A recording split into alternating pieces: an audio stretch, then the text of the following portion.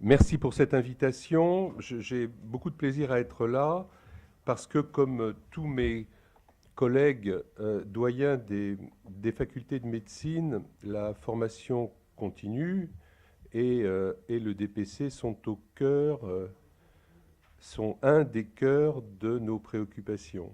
Euh, deux mots pour faire suite à la discussion qui vient d'avoir lieu. Oui, je pense que l'évaluation a priori en début d'études et, et en fin d'études de la capacité des médecins ou des étudiants en médecine avant qu'ils soient formés, puis après qu'ils aient été supposément formés, à entrer en interaction de manière décente et si possible compétente avec les patients est un problème absolument majeur. Il y a des pays où la sélection est faite en partie sur ces critères. Aujourd'hui, l'apport de nouvelles méthodes d'apprentissage, et en particulier les patients standardisés, permettent d'aborder ça de manière imparfaite, de manière perfectible, évidemment, mais c'est une dimension qui est importante. On a considéré pendant des siècles que les médecins avaient la science infuse, que parler à un patient allait de soi, qu'il n'y avait pas besoin de l'apprendre. Qui, parmi les médecins qui ont plus de 50 ans aujourd'hui, j'en fais partie, c'est pour ça que j'en parle, qui a appris à faire une consultation d'annonce? Qui a appris à apprendre à un patient qu'il avait un cancer? Qui a appris à une famille que son enfant était atteint d'une maladie génétique? Qui a appris qu'un accouchement, à dire aux patients, à dire aux familles, à dire aux mamans, qu'un accouchement s'était mal passé et qu'il y aurait des séquelles probablement irréversibles? Ben, moi, je peux vous dire que je n'en connais pas. Et que c'est à notre charge, dans ce que nous sommes, c'est-à-dire des écoles professionnelles, rattachées à des universités, et en cela, nous sommes des facultés. On nous appelle facultés car nous sommes des entités, des unités de formation et de recherche composantes, j'adore ce terme, des universités, mais de fait, nous sommes des écoles professionnelles et ceci est une dimension de notre profession. Les 4 cycles des études médicales, on les connaît et on y prête évidemment beaucoup d'attention. Le premier et le deuxième cycle, ça n'embête personne parce que ça va de soi que c'est dans les facs de médecine. Premier cycle, deuxième cycle. Troisième cycle, il est sur le devant de la scène en ce moment et on voit bien les difficultés de dialogue aussi entre les professionnels, entre les jeunes professionnels et les professionnels plus mûrs pour mettre en place cette réforme du troisième cycle qui pourtant avait été demandée à grands cris par l'ensemble de la communauté médicale. Et puis il y a le quatrième cycle, c'est-à-dire l'apprentissage tout au cours de la vie. Et ce quatrième cycle, les facultés de médecine pensent qu'il n'y a pas de raison ou qu'elles en soient exclues, ou plutôt, il y a toutes les raisons qu'elles y participent. Pas de manière hégémonique, pas de manière exclusive, mais pas non plus de manière ségrégante. Et je pense que c'est important parce que si on veut bien rompre l'image d'Épinal, de dire que le troisième cycle et a fortiori le quatrième cycle, bah ça y est, c'est des docteurs quand même, on ne va pas les remettre sur les bancs de l'école, mais qui parle de ça? Qui parle de ça? Il n'en est pas question et il n'en est plus question. Il n'en est plus question parce qu'entre-temps, il y a eu une révolution numérique qui touche la formation initiale et qui touche la formation continue. Ce sont les enseignements à distance, sous toutes leurs formes. Vous parliez des MOOC tout à l'heure, il y a aussi les formations en ligne à public restreint, pas massif et pas strictement ouverte. On peut fermer, c'est-à-dire restreindre l'accès à des catégories de professionnels plus jeunes, plus âgés, et puis ça peut être restreint, ce n'est pas forcément massif. Mais ce sont des révolutions, j'allais dire, que nous avons appelées de nos voeux et qui, en retour, se sont imposées à nous. Quand on a décidé l'année dernière de rendre informatisées les épreuves classantes nationales, ça a été une décision nationale qui a fait courir beaucoup d'encre avec le CGI qui s'en est, le CNG pardon, qui s'en est emparé, et tant mieux, et qui, au plan technique, a été un succès. Au plan technique. Là où ça a été beaucoup moins un succès, et ça a été largement publié, c'est qu'il faut adapter à cette nouvelle méthode d'évaluation une docimologie qui, de temps en temps, est bancale. Et là, la balle est dans notre jardin. D'autre part, à partir du moment où vous mettez en place une évaluation informatisée en fin d'études médicales, en fin du deuxième cycle, évidemment, vous êtes obligé de contaminer en amont la totalité des études médicales.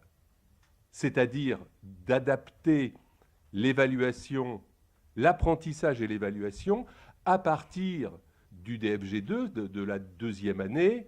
Je ne ferai pas de commentaires sur la PACES, je pense que c'est ni le lieu ni le moment en fin de matinée, il y aurait beaucoup à en dire.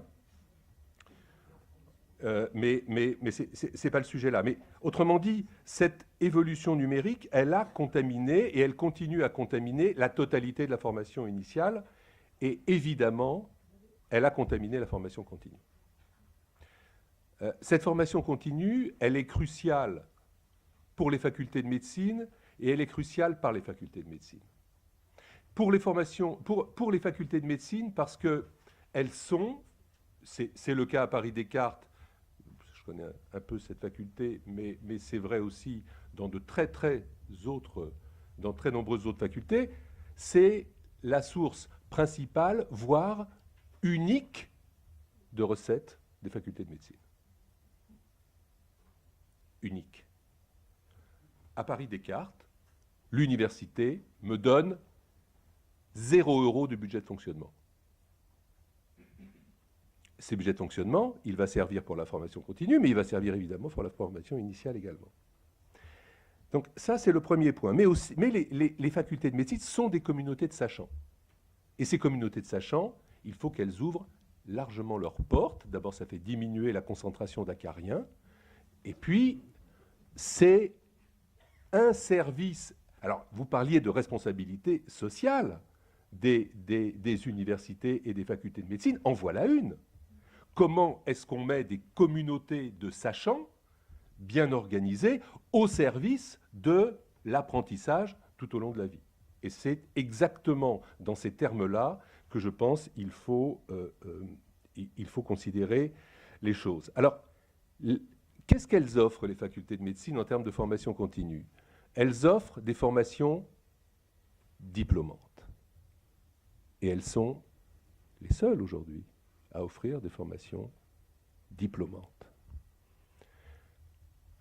Et il faut capitaliser là-dessus. Il ne faut pas en faire un objet de polémique. Je pense qu'il faut que cette situation reste en l'état, mais qu'elle s'adapte. Ce que je veux dire par là, c'est que, je prends l'exemple de Paris-Descartes. Nous avons une offre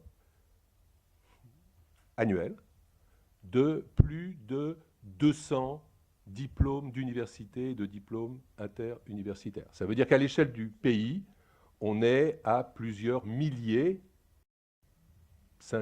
entre 5 et 7 000 à la louche, mais je parle sous votre contrôle, vous le savez peut-être mieux que moi, de DU et de DIU. L'acception classique de ces DU et DIU est aujourd'hui incompatible, dans bon nombre de cas, avec la pratique médicale. Formation lourde, formation présentielle, formation classique, banc de l'école. C'est insupportable. Plus personne ne vit comme ça. Plus personne ne vit comme ça. Pourquoi nous le ferions alors que dès l'instant que nous sommes dans la rue, nous vivons autrement?